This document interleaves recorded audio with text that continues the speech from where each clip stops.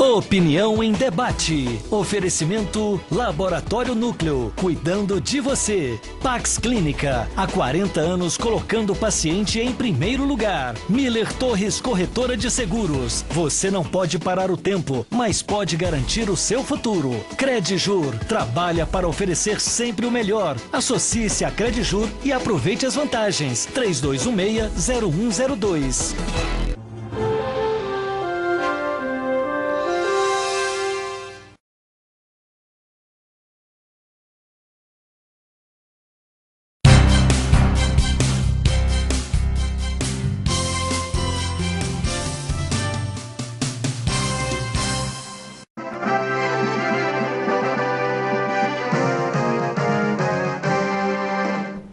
Boa noite. Opinião em debate desta noite tem como tema problemas do aparelho digestivo, causas e soluções.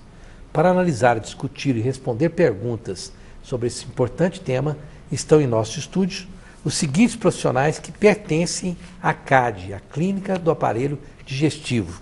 O Dr. Marcelo Barbosa Silva, que é gastroenterologista e cirurgião do aparelho digestivo, e endoscopia digestiva, não é isso, doutor? Isso, perfeito. E a doutora Gleicimar Machado Fagundes, que é infectologista. E o doutor Ricardo Peixoto da Silva, que é colon-proctologista, tá certo? Isso. Falei certo e vocês me corrijam, né? Temos Sim. médicos, faz muito tempo que eu saí dessa praia. Os nossos telespectadores podem e devem participar pelos telefones 3201-7688, ou pelo 3201-7708. O nosso WhatsApp, que é o 998320302. Estão aí na telinha para você fazer suas perguntas. Bom, doutor Marcelo, hoje a Clínica do Aparelho Digestivo se firma como uma das mais conceituadas unidades para tratar destes problemas relacionados ao aparelho digestivo. Quais são os problemas mais comuns? Me parece que um deles é realmente a gastrite e a úlcera, não é isso? Eles são os campeões nessa área de problemas ou não? Boa noite a todos, né? Boa noite os telespectadores, boa noite Rosenval, obrigado pela oportunidade da gente estar aqui no seu programa. Bom, as doenças do aparelho digestivo, entre as doenças benignas, né? Nós temos aí as gastrites e a doença do refluxo com uma prevalência, assim, uma frequência muito grande, né, na população. Então, isso propõe aí um grande volume de atendimento na clínica, motivados por essas causas, né? Uhum. E também temos aí, não podemos esquecer, né, das doenças malignas, né, que hoje a gente tem aí no homem, né, o câncer de próstata, que é o mais frequente, em segundo lugar o câncer de pulmão, né, e com relação à terceira causa, né, nós temos aí no homem o câncer gástrico, né, em quarto lugar aí o câncer de cólon, né, e em quinto lugar o câncer de esôfago, né. Então a gente pode ver que a gente tem também aí no aparelho digestivo uma frequência grande de cânceres digestivos. E na mulher, apesar de mama ser o mais frequente, o do pulmão em segundo lugar, né, mas na mulher o de cólon fica em terceiro lugar, né, e segundo o colo do útero, aliás, em quarto o colo do útero, né, e em quinto lugar o câncer gástrico também, mostrando aí também a importância tanto de doenças benignas, né, quanto malignas, aí, que a nossa área de atuação, né, Rosenval? Perfeitamente. Depois, evidentemente, ao longo do programa, nós vamos falar das causas e principalmente da prevenção, porque tudo na medicina que se pode fazer de mais efetivo está relacionado com a prevenção, porque depois os problemas ficam mais difíceis de serem resolvidos. O melhor é prevenir. Doutora Gleicimar, a senhora que é infectologista, hoje, olha, eu acho que infecções são coisas muito comuns, né? Vírus nem se fala, né? Aí eu gosto de brincar que o médico, quando ele não sabe nada do que fala que é um vírus, né? Todo mundo brinca com os médicos, assim, o que é? Eu levo mesmo menino no médico, eu falo assim, não, vamos lá, o que vai ser? O que o médico vai falar? Fala, eu sei o que ele vai falar, que é vírus.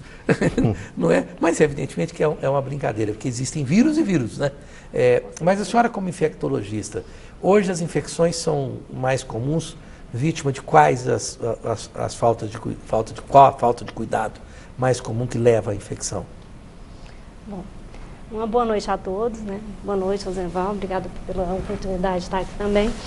Assim, a infectologia é uma área muito ampla e a gente atua em várias, né, instâncias, desde controle de infecção hospitalar até a questão de vírus, bactérias, e o leque é bem amplo.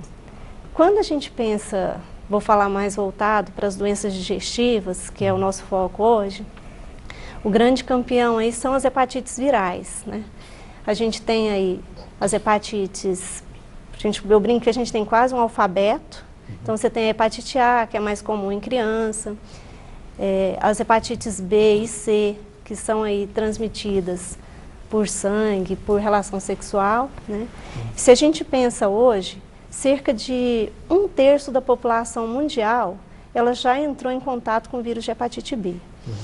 Um percentual grande, ele tem uma cura espontânea, mas a estimativa é que quase 300 milhões de pessoas no mundo são infectadas pelo vírus da hepatite B. E o outro vírus muito importante também é o vírus da hepatite C, que é uma estimativa que entre 50 e 80 milhões de pessoas no mundo estão infectadas com esses vírus.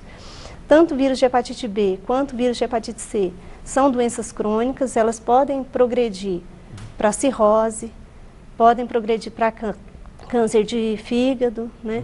Então são doenças que têm um impacto muito grande na questão da saúde pública. Bom, Dr. Ricardo Peixoto da Silva, você aqui é Claudino da Silva.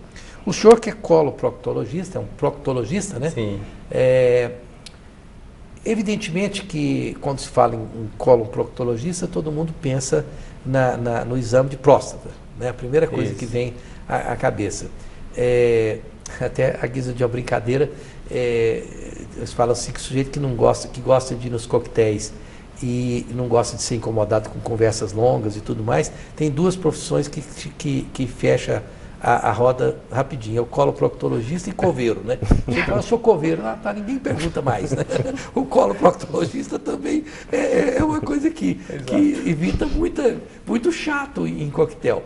Mas isso é uma brincadeira que eu gosto de fazer para descontrair o programa. Mas, evidentemente, depois nós vamos falar sobre os outros assuntos que estão relacionados com a sua carreira.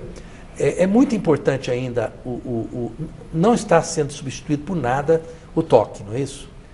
O toque ainda é aquele exame que todo homem que não quer ter câncer de próstata, que é uma coisa terrível, deve fazer uma vez por ano, é isso? Isso. Boa noite, Rosenval, boa noite a todos que nos assistem. Essa é um ponto que gera muita dúvida, né, entre as pessoas. O pessoal vai ao proctologista para fazer avaliação de próstata e, naturalmente, a gente sempre faz o toque retal e avalia a próstata. É uma doença, um órgão acometido por doenças muito frequentes e que a gente vê muito entre a nossa população, mas o foco do coloproctologista, na verdade, é o intestino. Então, o que a gente cuida mais? Da doença hemorroidária, daquele paciente que tem constipação, ou seja, que tem intestino preso. São as doenças do cólon, do reto e do ânus, né? É lógico que a gente sempre avalia a próstata e com uma certa frequência a gente faz diagnóstico de tumores de próstata, encaminha para o urologista, que é o profissional que lida especificamente com a próstata. Mas nós lidamos no nosso dia a dia muito com a doença hemorroidária, que é extremamente frequente, e como o Dr. Marcelo já pontuou bem, a gente tem visto o aumento na nossa sociedade cada vez mais frequente do surgimento do câncer. O câncer de intestino hoje é o segundo câncer segundo responsável por mortes, que é um câncer que não dá sintoma, que evolui de uma maneira insidiosa, que a gente não percebe o que está acontecendo. Então a prevenção hoje é muito importante. E é um tipo de câncer, especificamente o câncer de cólon, que se feita uma prevenção da maneira adequada, como deve ser feita, a redução da mortalidade ele é drástica. Muda a história natural da doença, o fato da gente fazer uma prevenção. Então a gente trabalha muito, além de ver muitas doenças benignas, isso a gente vê muito no consultório, mas o câncer de cólon é uma coisa com que a gente tem trabalhado dia a dia mais e mais, e é um tipo de câncer que, se feita a prevenção da maneira adequada, se for feita uma triagem da maneira tecnicamente correta, a mortalidade por esse tipo de câncer ela diminui de uma maneira drástica, né? Então é uma coisa muito importante da gente pontuar. A gente analisa a próstata, mas o nosso foco é o câncer de cólon, né? Intestino e reto. A clínica do aparelho digestivo fica ali no setor... Marista. Ali é Marista já, né? Marista. É pertinho do sul, né? Que é a Rua 9, não é? Qual que é a rua lá da clínica? É a Rua 15. Na Rua 15, isso, né? Na Rua Porque 15. De cá na Rua 9, né, que é paralela, a 15 já é setor sul, não é isso? Isso. E depois de lá já é Marista, não é isso? É uma clínica muito simpática, eu estive lá para convidá-los para vir ao programa, muito simpática, a clínica é muito bonita muito ali, a estrutura de vocês. Então fica na Rua 15. Na Rua 15. Na Rua 15. Isso. Bom, Raulino, podemos ir para o intervalo? Eu quero lembrar a vocês que é o Implant Center, que fica ali no setor Marista, é um centro integrado de tratamento estético com profissionais especializados em diversas áreas da odontologia. Um grande abraço ao Dr. Jefferson. E não se esqueça que a Pax Clínica é um instituto de neurociências e uma instituição hospitalar de caráter privado que funciona em Goiânia há mais de 40 anos e vem buscando ao longo desse tempo acompanhar a evolução da assistência psiquiátrica, sempre priorizando o bem-estar do paciente. O telefone é o 3282-7040. E um grande abraço aos meus amigos lá da Flectir. Fica ali no Jardim Goiás, Rua 58, telefone 3281-1434. E por falar em saúde, lembre-se da República da Saúde, onde você come muito bem todos os dias. Só faz comida com azeite de oliva virgem. 3942-6575. Nós voltamos já já.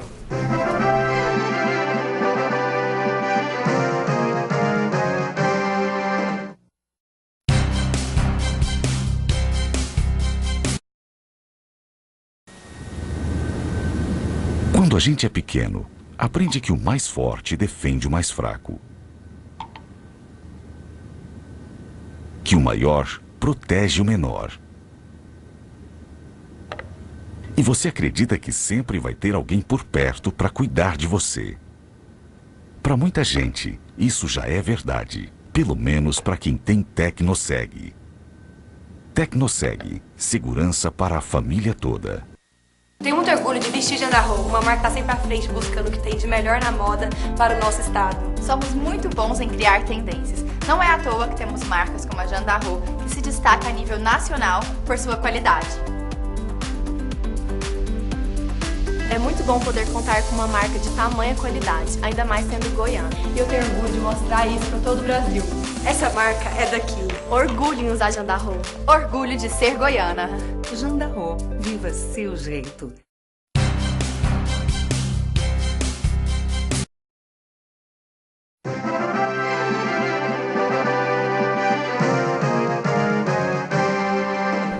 Estamos de volta com o Opinião e Debate desta noite, com o tema Problemas do Aparelho Digestivo, Causas e Soluções, com os profissionais da CAD, que é da Clínica do Aparelho Digestivo, que fica ali no setor Marista. Marista, tá certo. E eu estou teimando que ali é setor sul, mas é Marista mesmo. Boa noite, Rosenval. Tema bastante interessante. Gostaria de saber dos médicos o que é a pancreatite e quais são as suas causas e como posso tratar essa enfermidade. Doutora Gleice Mar, a senhora pode falar o que é a pancreatite? Então, doutor Marcelo, então. Isso, pois não. Bom, a pancreatite é uma inflamação do pâncreas, né? E ela tem, assim, as principais causas, assim, 90% dos casos de pancreatite são em decorrência do uso crônico de bebida alcoólica, né? Aqueles pacientes que fazem uso constante, e também cálculos biliares, cálculos na vesícula biliar, né? Então, assim, aquelas pessoas que possuem pedra na vesícula, principalmente cálculos pequenos, né, elas estão, assim, predispostas a que esses cálculos da vesícula biliar, eles saiam da vesícula e caem no canal do fígado e adentrando o pâncreas. Isso ocorre uma inflamação, né? Desencadeia uma inflamação no pâncreas. Então, isso que é a pancreatite. 90% dos casos de pancreatite são por essas duas causas. E temos outras causas mais raras, né? O tratamento da pancreatite, ela podem gerar alguns quadros graves, né? Que podem determinar internações em UTI, né?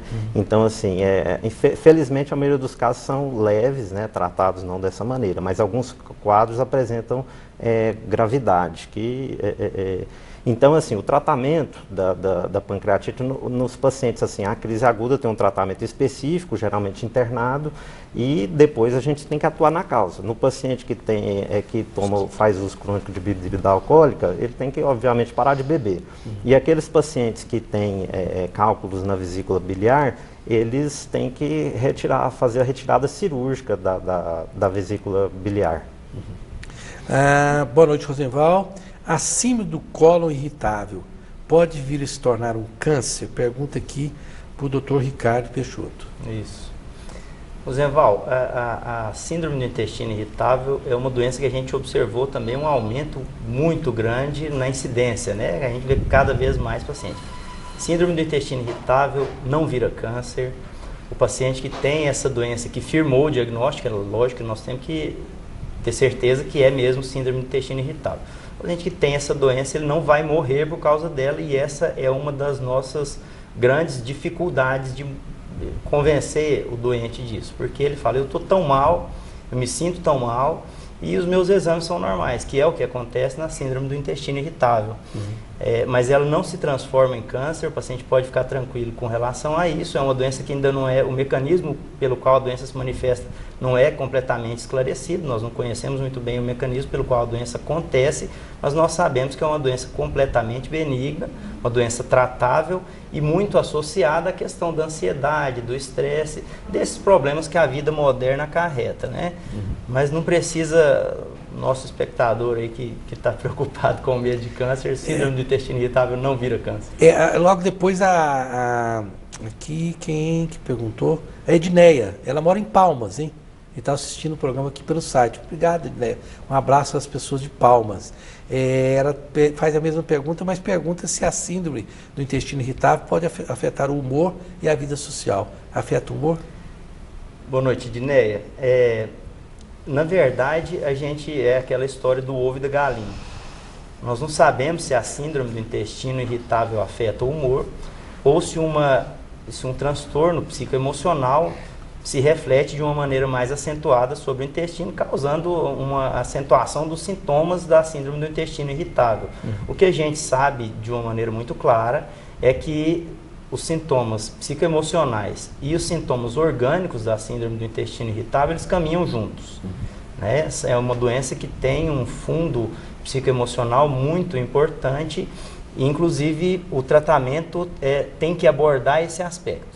Se nós ficarmos preocupados só com o intestino, só com o medicamento, e não olharmos para esse paciente com cuidado, com atenção, com paciência, se nós não ouvirmos as queixas desse paciente, certamente ele ou não melhora ou ele tem uma melhora transitória. Aqui também tem muitos pacientes perguntando sobre isso. O Rodolfo também é uma das perguntas, o senhor já até respondeu. E me lembrei de uma coisa aqui, que a palavra enfesado, né?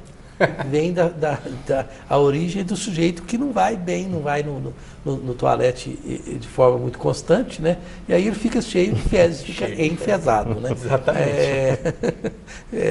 Aqui, boa noite, meu nome é Hudson.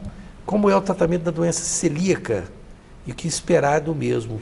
Doutora Gleice pode falar sobre a doença celíaca? Eu mais a parte infecciosa. Mais de infectologia. Doutor Marcelo, essa doença celíaca, o que é? A doença celíaca, né, é uma doença que, assim, é uma alergia, né, a algum tipo de proteína, né? Então, assim, porque assim, nós temos alguns, proteína da aveia, né, proteína da cevada, do trigo, né, que são alimentos, assim, bem frequentes, né, no nosso dia a dia. Então, assim, a doença celíaca é a pessoa que desenvolve uma alergia a esse tipo de proteína, né? E isso tem consequência no intestino delgado, né? O intestino, que nós temos o intestino fino e o grosso.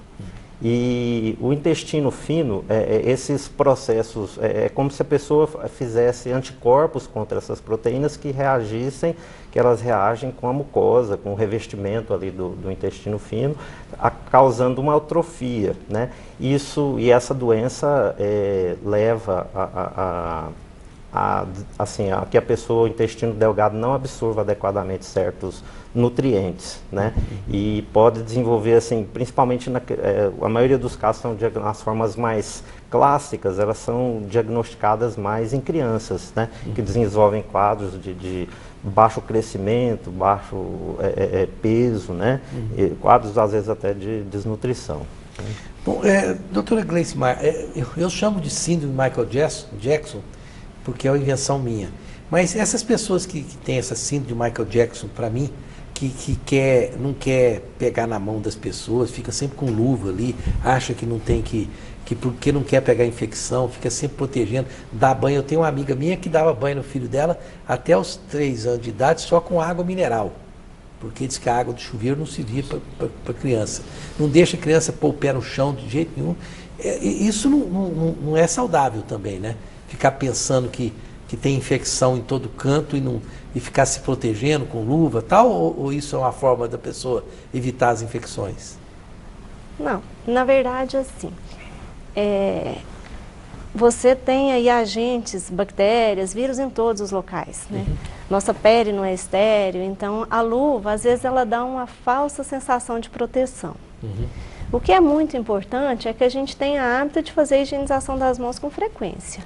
Higienização da maneira correta, né? Com água e sabão, não precisa ser água mineral, fazendo sempre fricção nas mãos e lavando todos os campos da mão. Isso sim protege de doença, seja em ambiente hospitalar ou domiciliar, né?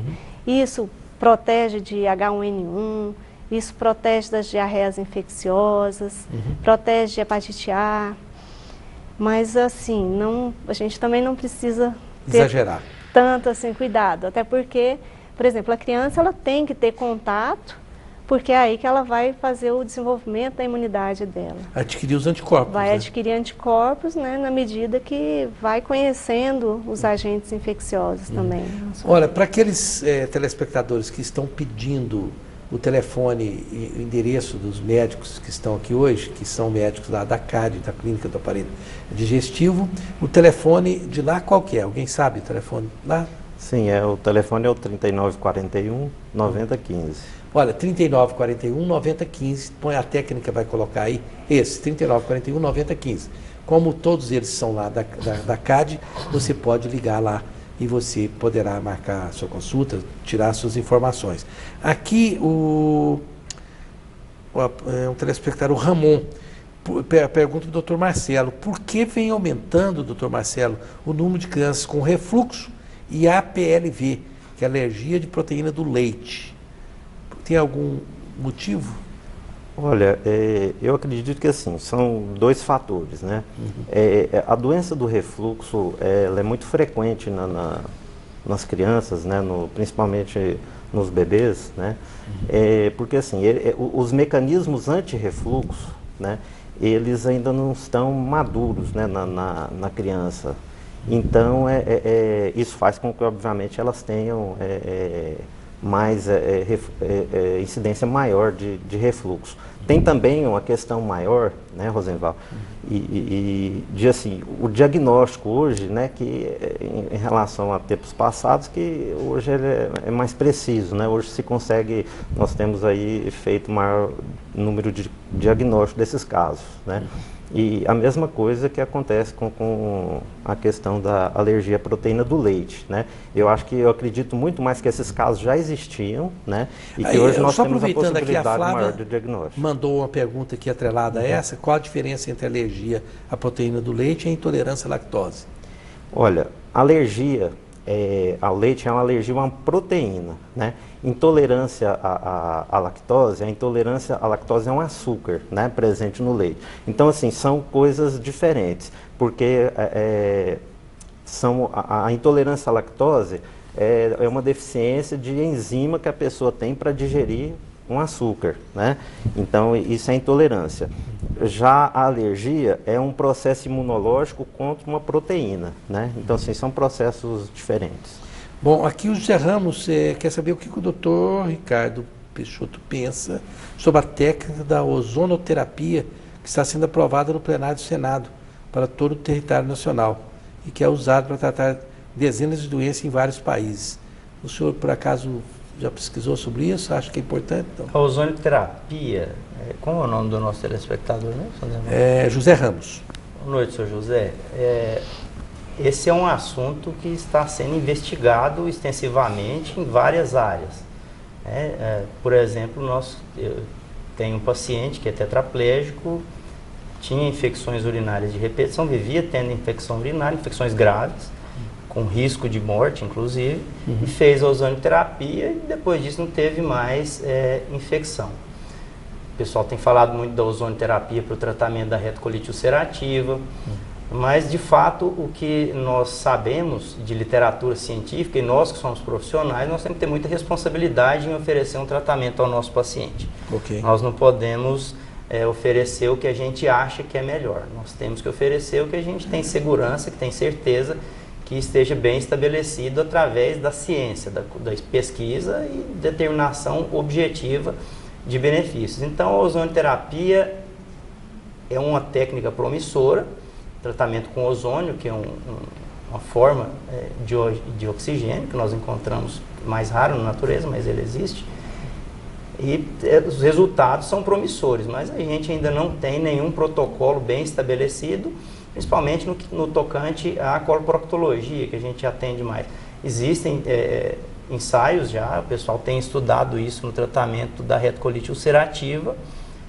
Os resultados são promissores, mas eu acho que ainda é um pouco cedo para a gente prescrever isso para o nosso paciente, porque muitas vezes a gente, no afã de querer melhorar, de querer resolver, acaba criando mais um problema. Então, eu tenho muita reserva em oferecer ao paciente algum tratamento que não esteja absolutamente estabelecido dentro da comunidade científica. E isso ainda não aconteceu com a ozonoterapia. Ok. Eu posso dar um depoimento aos telespectadores como paciente. Eu tinha problema, tenho, às vezes vai e volta de coluna. E eu tenho um médico aqui que há muito tempo faz esse tratamento, que acredita muito nisso, e eu tive a oportunidade de numa das minhas crises, utilizar esse processo da ozonoterapia. E quer dizer que, para mim, funcionou muito bem.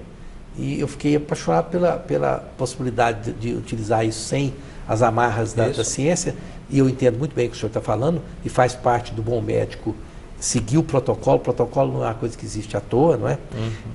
Eu quero registrar aqui a presença honrada e honrosa do Dr. Aliberto Freitas Chaves, meu amigo, médico, cirurgião geral e clínico geral, que tinha sido convidado para participar da nossa bancada, mas ele, por ser médico, tem seus problemas inerentes ao exercício da medicina, e ele mesmo assim veio aqui assistir o programa para me cumprimentar, me dar um abraço, porque é uma pessoa que eu tenho no meu mais alto conceito pessoal e médico, que é o Dr. Aliberto Freitas Chaves, que é médico, cirurgião geral e clínico geral, muito conhecido e admirado em Goiânia. Muito obrigado, Dr. Aliberto, pela sua presença aqui hoje, como um telespectador diferenciado aqui no nosso estúdio.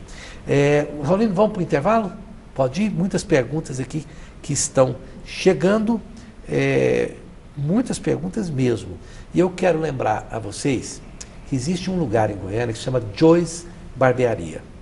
É uma casa que oferece quase todo tipo de serviço estético masculino, começando pela barba, tratamentos faciais, podologia, massoterapia e uma área exclusiva destinada aos noivos.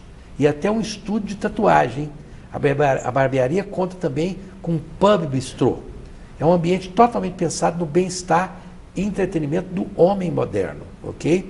Fica ali na rua 1123, quase esquina com a Alameda Ricardo Paranhos, no setor marista. O telefone está aí na telinha, ok? Nós vamos para um breve intervalo comercial e voltamos já já.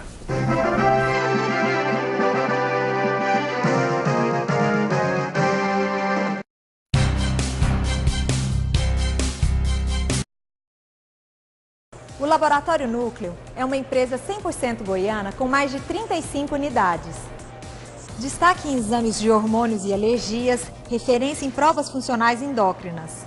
Coleta domiciliar, resultados via internet e atendemos os principais convênios.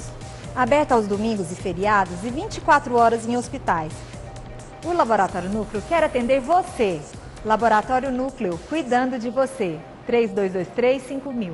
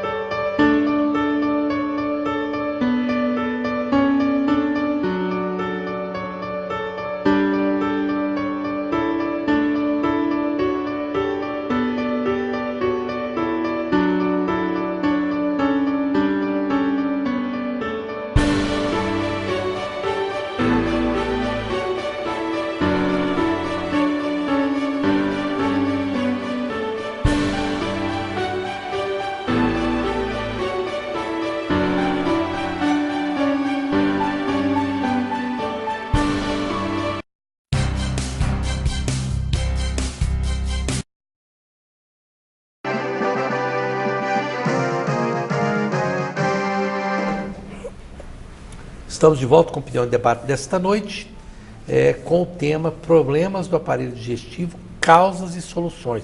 Muitas perguntas.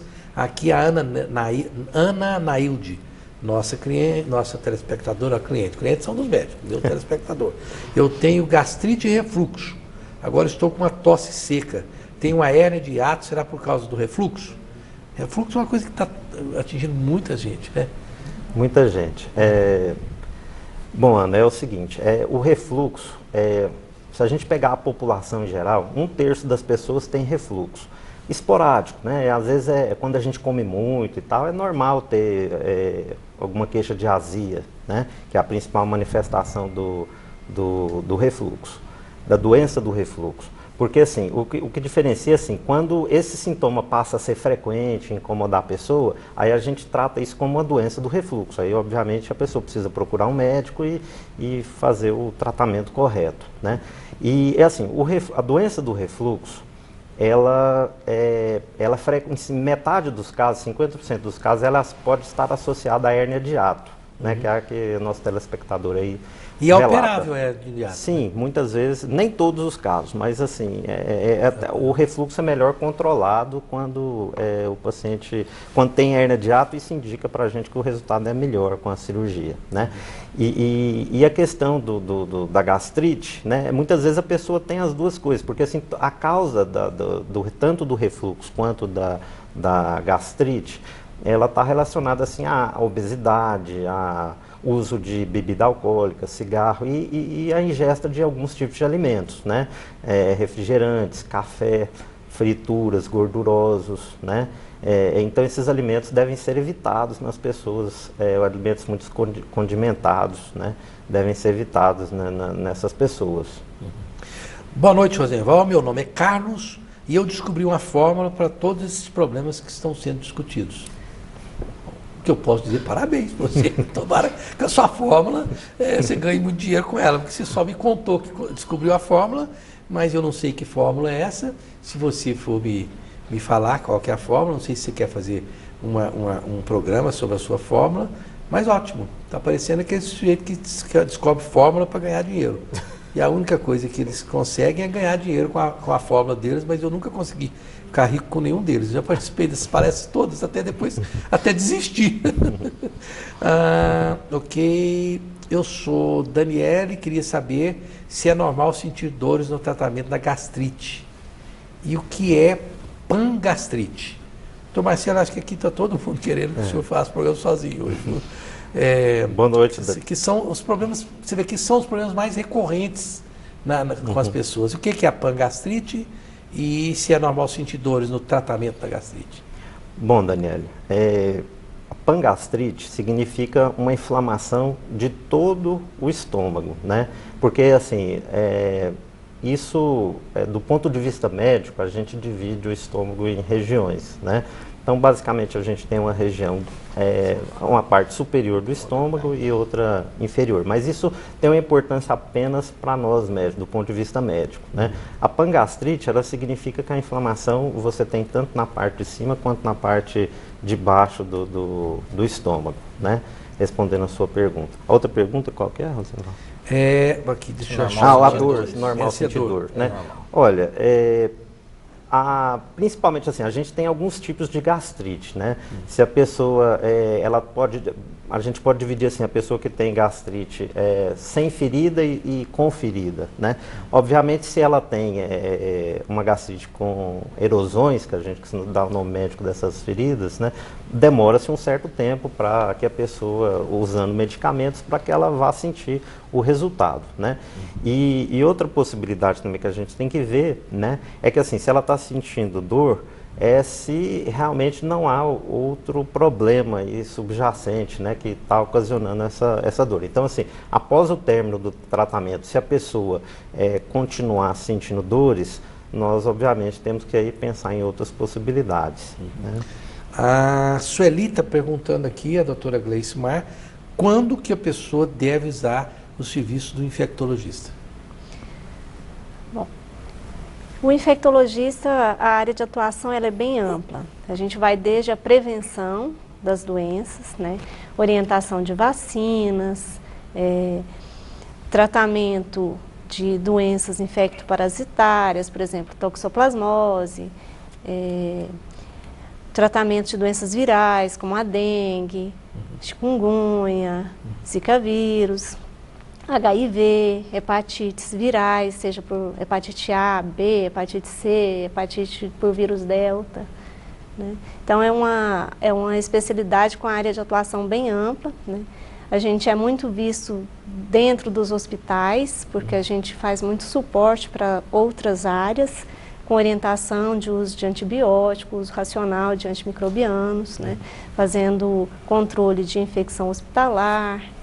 Então, é uma área de atuação bem ampla.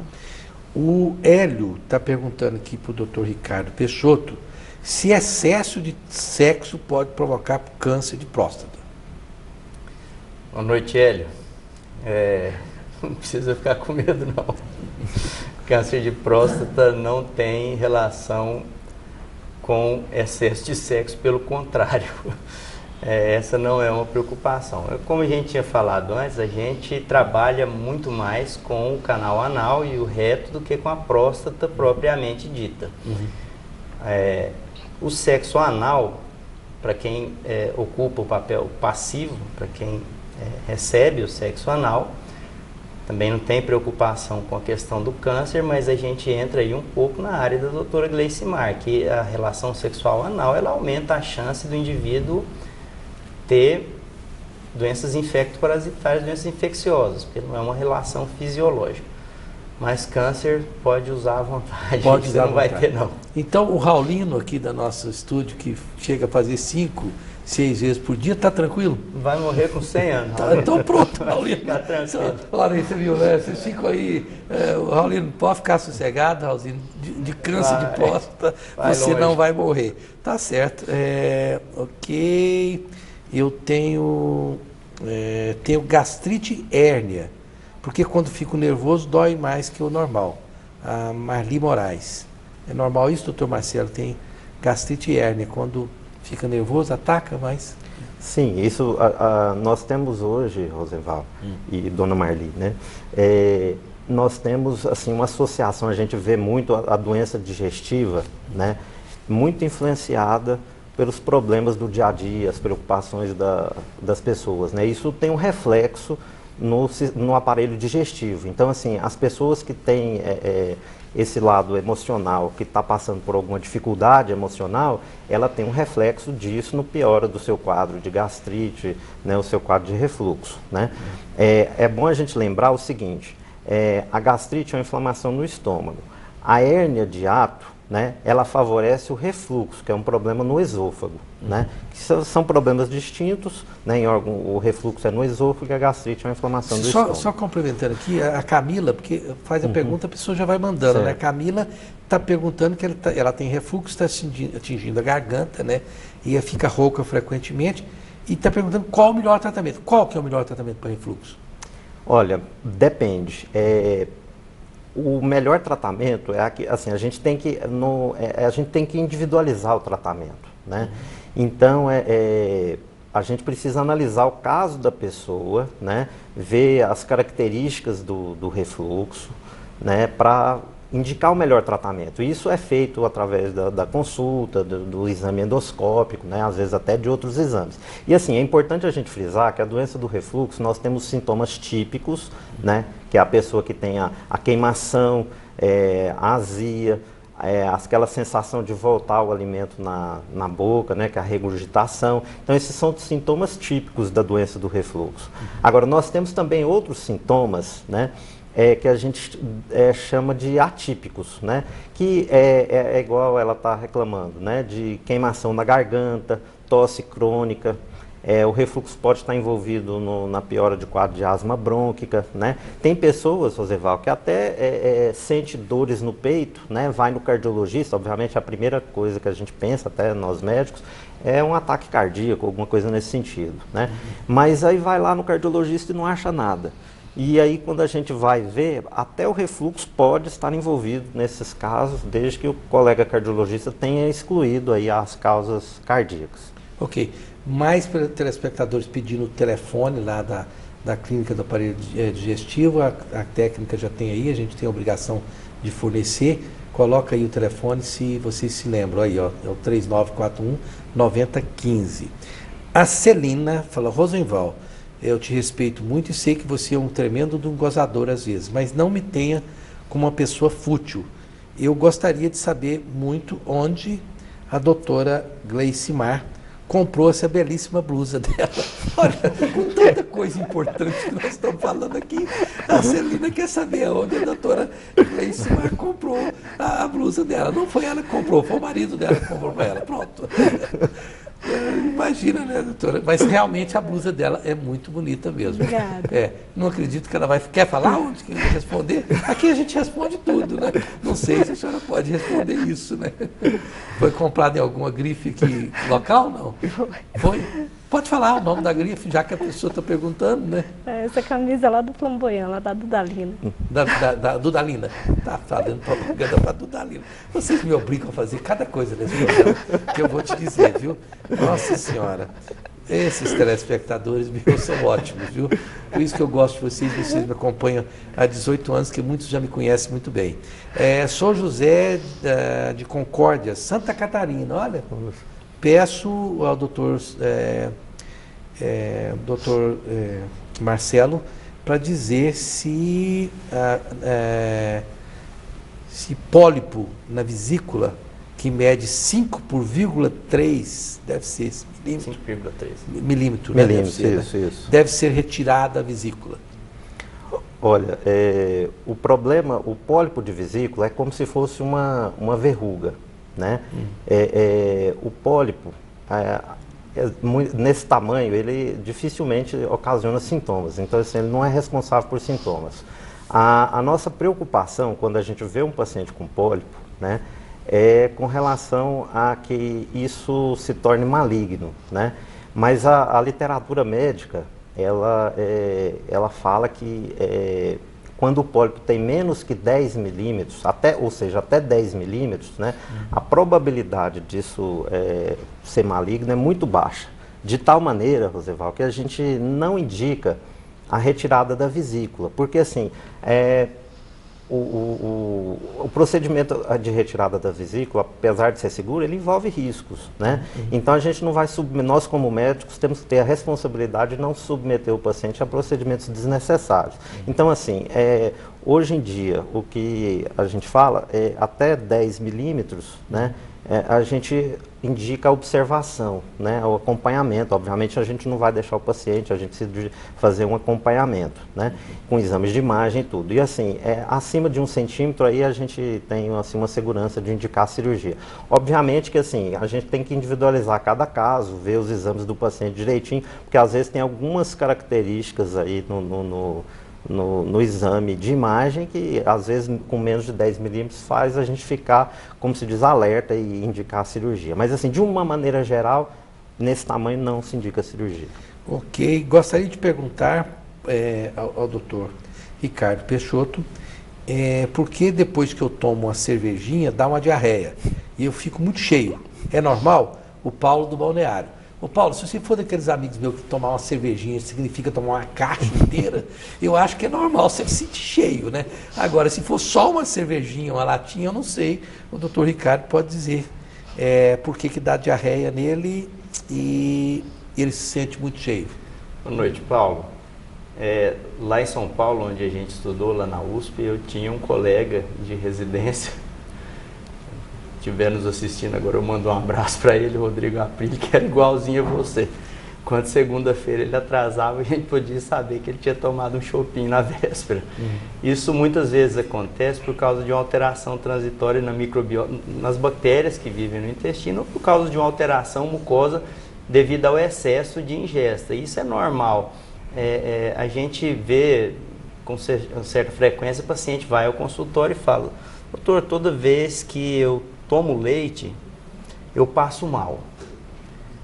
Mas eu gosto tanto de leite, eu posso tomar leite? Eu falo, pode tomar leite, vai passar mal, mas pode tomar. É a mesma coisa com essa cervejinha. Se for uma ingesta de pequena quantidade, eventual, você se prepara para a sua diarreia no outro dia e toma. Mas isso não é em si uma doença, isso é uma reação individual que o seu organismo apresenta, não só ao álcool, mas aos outros componentes da cerveja, que é uma bebida que contém algum grau de leveduras, né, de ácido carbônico. Isso a gente não trata como uma doença, mas é normal acontecer isso. Você veja bem, eu acho que a pessoa precisa passar a ouvir o corpo. Isso, natural. Ouvir o corpo, porque se o corpo está te dizendo, com cervejinha eu não quero. De repente você passa a tomar um vinho, se não tiver o mesmo efeito. Diminui a quantidade. Diminui a quantidade, não é? Para de tomar cerveja, não sei. Mas se você gosta tanto de cerveja, tem a sua diarreia no final de semana. Vai acontecer.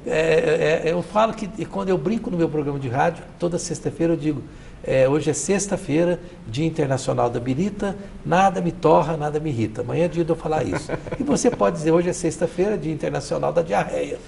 Pronto, brincadeira com você. Mas evidentemente que é um problema que você vai ter que decidir, né? Ele tem o pedra na vesícula, tudo que eu como faz mal. E tem o intestino preso.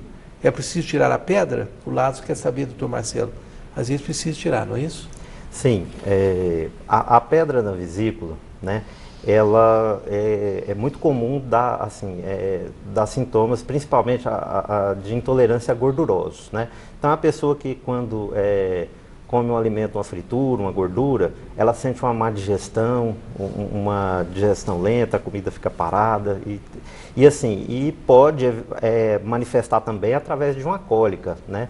Uma cólica forte do lado direito, assim, embaixo da costela, né? E isso às vezes essas cólicas às vezes são fortes e motivam o paciente a procurar um pronto-socorro para estar tomando medicação na veia. A pedra na vesícula, né, quando a pessoa tem sintomas, sim, a resposta deve ser a retirada da vesícula. Nós temos, assim, 3 complicações que podem ocorrer com o paciente que tem pedra na vesícula, né?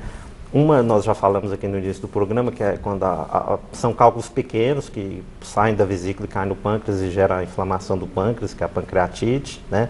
A segunda possibilidade são cálculos maiores, que eles tentam sair da vesícula, mas não conseguem, aí eles entopem a vesícula e isso gera uma situação que pode acumular pus ali dentro da vesícula, a inflamação da vesícula, isso também é uma complicação, né? E a terceira complicação é quando a pedra sai da vesícula, mas ela cai no canal do fígado e a pessoa fica amarela, né? como com branco do olho amarelo, urina escuro, cor de Coca-Cola, as fezes podem ficar brancas e às vezes acompanhado de coceira assim na pele. Então, isso são complicações, né? O ideal é que o paciente procure, quando tiver sintoma, procure o médico para não estar deixando acontecer essas complicações, porque isso são coisas, essas complicações muitas vezes são graves, né? E complicam um pouco o caso. Então, o senhor está falando aí, eu estou pensando em pedra, eu tive 17 crises de cálculo renal. E se eu pudesse encontrar com Deus, eu espero que eu encontre um dia, eu falar, Deus, puxa vida, se eu podia transformar o cálculo renal em diamante. Aí o sujeito ia ter um parto, falando, não, eu estou com cálculo renal, mas em compensação eu vou expelir um diamante e vou ficar com ele para mim. Porque eu já estaria bem, né, doutora Liberti? Com 17 cálculos renais, eu já estaria com 17 pedrinhas de diamante. Eu quero mandar um abraço para o Subilte, que é o lugar onde você fica bela ou belo, ali, 5 unidades, e foi fundada pelo Grande Sul. A sede fica no setor oeste, 4012-1066. E lembrando que a Escola Internacional de Goiânia, ali de frente ao Bougainville, você pode entregar seus filhos lá para a Escola Internacional de Goiânia, que estarão muito bem cuidados. Telefone 3241-8600. E a Credijur, preste atenção, você não precisa ser bacharel em direito, não. Se você for advogado, você pode se filiar à Credijur, porque trabalha sempre para oferecer o melhor ao profissional de direito, garantindo as menores taxas e preços e as melhores condições em benefício aos associados. Associe-se à Credijur e aproveite as vantagens. 3216-0102. Raulino, este é o último bloco? O próximo? É o último bloco. Então eu quero agradecer mais uma vez o pessoal da Levite, que manda a aguinha aqui para os nossos convidados. Muito obrigado, lá da Águas do Bem. Se você quiser pedir, essa água é uma das águas mais alcalinas, com menor índice de teor de sódio do mundo, além de ter um sabor agradável. Ajuda no tratamento de doenças como diabetes, câncer e problemas do coração. Então um abraço lá ao pessoal que manda essa aguinha para a gente aqui todo o programa. Nós voltamos já já.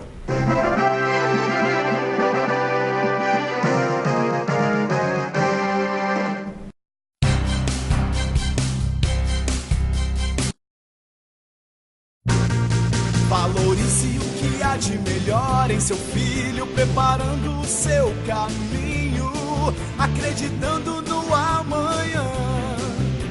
Escola Internacional de Goiânia, o futuro a seus pés. Escola Internacional de Goiânia, é nota 10. Escola Internacional de Goiânia, valorizando o futuro. Tenho muito orgulho de vestir Janda Ho, uma marca que está sempre à frente buscando o que tem de melhor na moda para o nosso estado. Somos muito bons em criar tendências. Não é à toa que temos marcas como a Janda Ho, que se destaca a nível nacional por sua qualidade. É muito bom poder contar com uma marca de tamanha qualidade, ainda mais sendo goiana. E eu tenho orgulho de mostrar isso para todo o Brasil. Essa marca é daqui. Orgulho em usar Janda Ho. Orgulho de ser goiana. Janda Ho, viva seu jeito.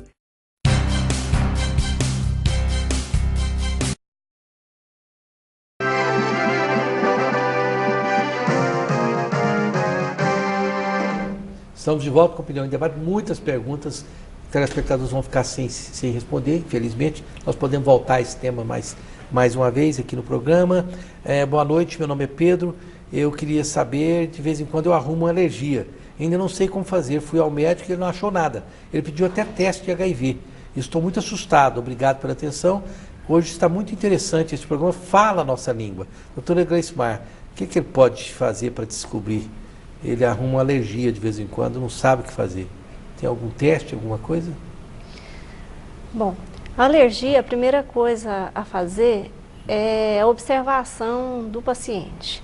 Então, pensar em tudo que ele está usando, seja externamente, ou alimento, bebida, para tentar descobrir o que é. Às vezes não é fácil essa descoberta, mas a primeira coisa realmente é a observação, para tentar identificar a causa da alergia. Aqui, rapidinho, doutora, o meu nome é Everton. Eu queria saber da doutora Gleismar se uma pessoa que tem leucemia linfocítica crônica, com 62 anos de idade, pode tomar a vacina de febre amarela? Olha, a partir dos 60 anos, a gente já tem que avaliar muito bem essa questão da indicação da vacina da febre amarela, porque ela é uma vacina de vírus vivo, atenuado, né? E um paciente com uma leucemia linfocítica, né? Não é assim indicado, porque é um paciente que vai ser submetido à imunossupressão, a própria neoplasia causando a imunossupressão, e aí você tem um risco de ter febre amarela pelo vírus vacinal. Ok. Boa noite, meu nome é Camila, eu tenho refluxo bactéria gastrite. Sim. E tenho acumulação de ar. Gostaria de saber de dor no peito, quem tem problema de estômago. O senhor entendeu? Sim, entendi.